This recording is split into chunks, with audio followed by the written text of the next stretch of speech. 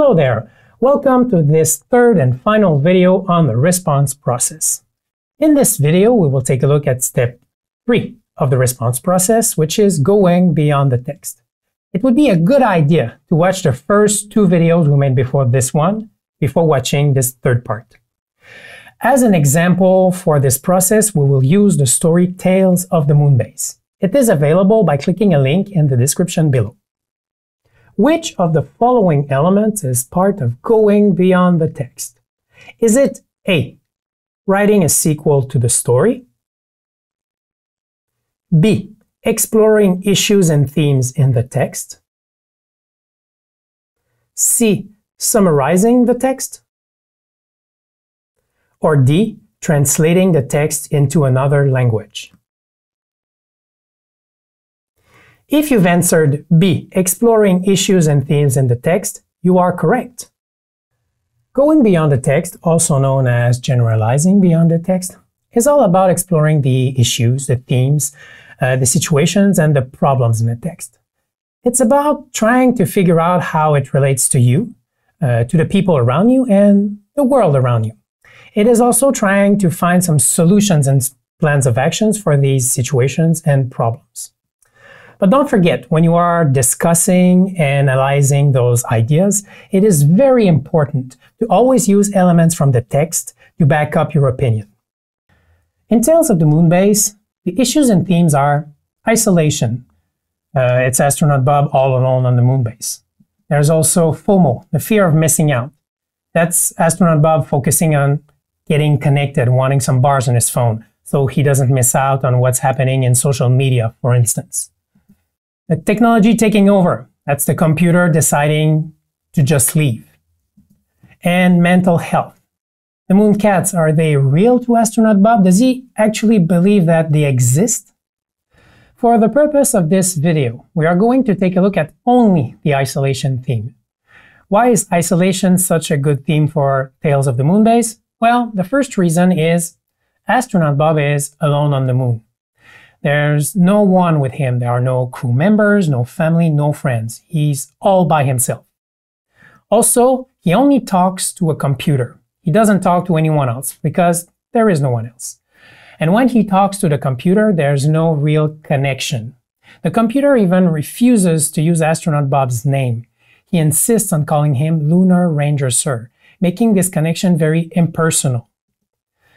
There's the fact that astronaut Bob is really far away from anyone else. Actually, he is 384,000 kilometers away from anyone else on the Earth. Of course, there's the no communications problem.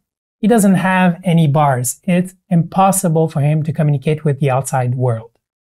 All these elements are really good examples of what isolation is. Why is isolation a relevant theme in the story? Is it A, astronaut Bob is alone?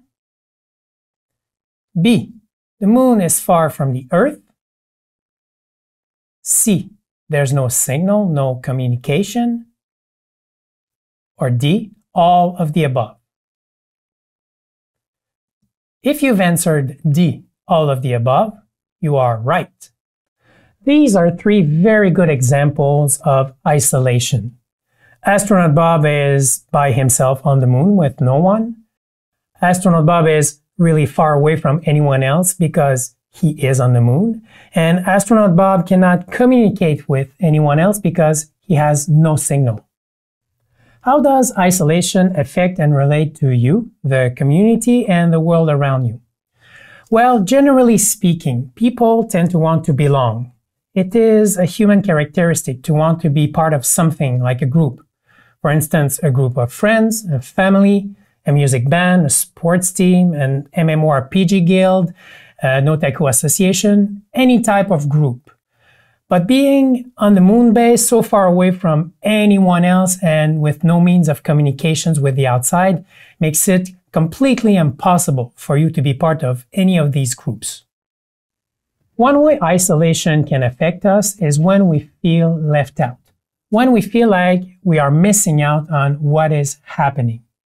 In the story, astronaut Bob is focused and obsessed on getting bars on his phone. That's all he wants. Probably he wants to go back on social media. He doesn't want to miss out on what's happening.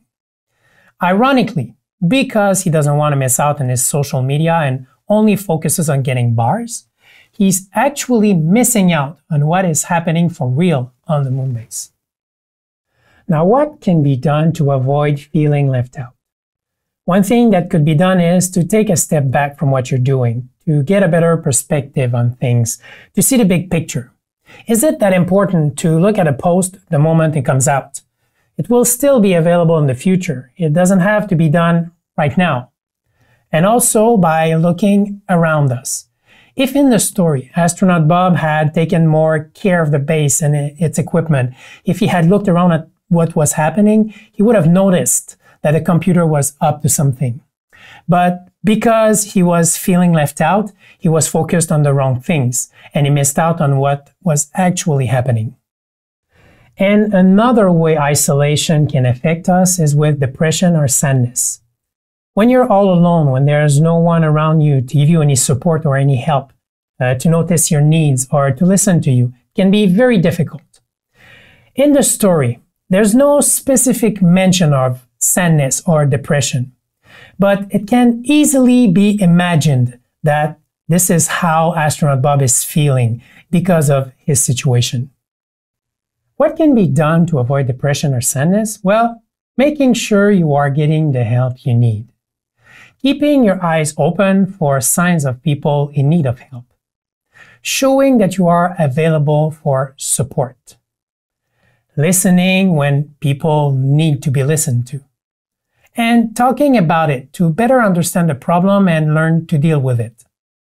And isolation can affect us by making us feel we are becoming invisible when we have been isolated for too long, like astronaut Bob. There's a saying that says, out of sight, out of mind, which means that when we don't see something or someone for a long time, we tend to start forgetting about this person or this thing. Now, is there still anyone in contact with astronaut Bob?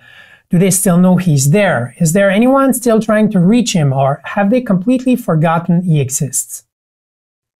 How can we avoid becoming invisible? Well, by keeping in touch, using emails, text messages, chats, FaceTime, or even an actual written letter, as long as you don't go for a long period of time without any communications with the people around you. And what do we talk about in these communications? Well, you talk about yourself, you give news about yourself, and you ask about other people. How are they doing? How do you make sure it keeps going on? You need to give yourself objectives.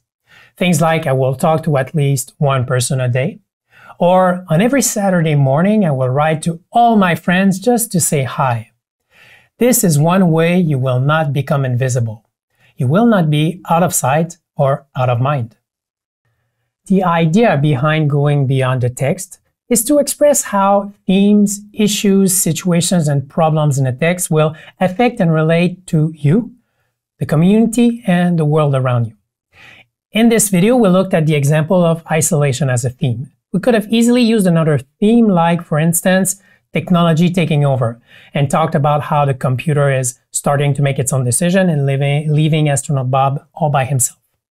We could have compared that to what would happen if computers would become self-aware and start to make their own decisions in the real world. The whole point of the response process is to show us that you can make connections between elements from the text and elements in the real world. When you show that you can make these connections, you are telling us that you have a deep understanding of the text. So, put yourself in the character's shoes, read between the lines, and take a chance. This concludes our video series on the response process. Hopefully, it has helped you understand it. However, if you need any additional information on the topic, please take a look at the concept sheet on the response process linked in the description below.